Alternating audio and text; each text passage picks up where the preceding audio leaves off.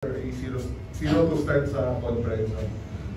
Would you say form na nagpa-champion sa inyong last conference, truly nakabalik na or still may konti pa kayong hinahanap, especially halfway na kayo sa eliminations? Yeah, well, I don't think I'll ever be fully satisfied, but I like to say always that we're a work in progress.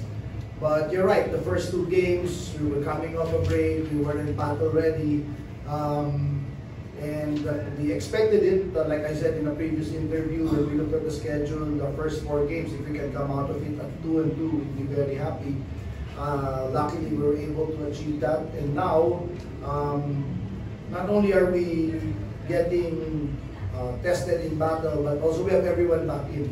Remember, the first 2 games, we didn't have Poy, Kenny, and even Jason. So ngayon, kompleto na, I think we have a better chance of competing, but we have to still continue to improve our game. I thought we had some lapses this game, and then we missed a ton load of layups also in the second half. But for me, the most important thing was to match the desire and the effort of Converge, and I think we were successful in that in this game.